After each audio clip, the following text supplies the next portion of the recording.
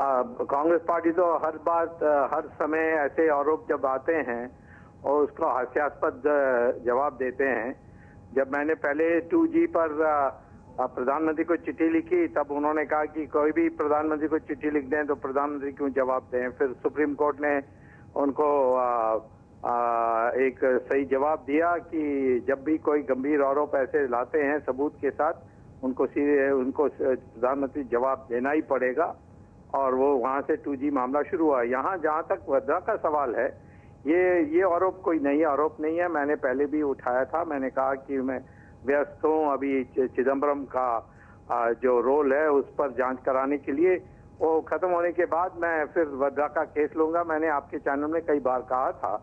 अब केजरीवाल ने जो बात निकाली है ये इकोनॉमिक टाइम्स में भी आई थी पहले, और मैं आपका यही उनसे अपेक्षा करता हूं कि आप उनको सीबीआई को चिट्ठी लिखनी चाहिए और FIR रजिस्टर करने के लिए कहनी चाहिए।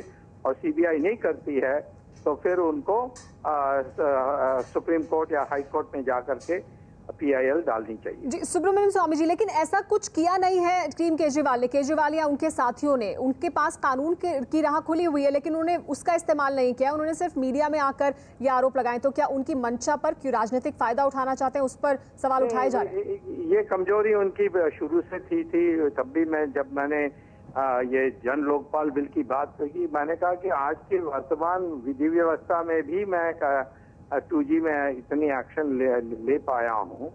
अब नए कानून बने बहुत अच्छा है, परंतु उसके लिए वो कानून आने तक सबको रोक के रखना, या आज जो कहते हैं प्रेस कॉन्फ्रेंस में CBI का कोई भरोसा नहीं है। अब कोर्ट में भी जाने के लिए पहले CBI को पास जाना चाहिए और दिखाना चाहिए CBI ने अपना कर्तव्य पालन नहीं किया, तभी कोर्ट में जा सकते हैं। अब कोर्ट में नहीं जाएंगे तो फिर आरोप तो हमारे देश में बहुत लोग हताश हो जाते हैं। इतने घोटाला आते हैं, कोई कार्रवाई नहीं होती है। तो लोगों में एक विश्वास पैदा करने के लिए, कार्रवाई करने के लिए कोर्ट में जाना चाहिए यदि CBI नहीं काम करती है। लेकिन जो अभी तथ्य सामने रखे गए हैं, आपने बताया कि आपके पास भी ये तमाम जो जानकारी है वो मौजूद है। इसमें कानून के पहलू से क्या क्या मामले बनते हैं और क्या इसमें कुछ गैर कानूनी भी है?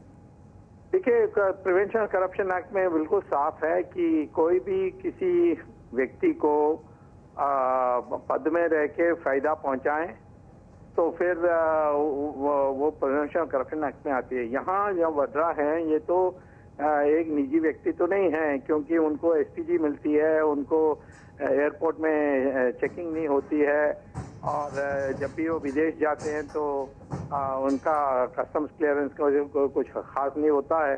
तो उसको एक पब्लिक ऑफिशियल मानी जाएगी और वो सरकारी कोठी में रहते हैं, जो लोडी एस्टेट है उसमें रहते हैं जी। और इसीलिए उनका प्रिवेंशन करप्शन एक्ट में वो दायरे में आते हैं।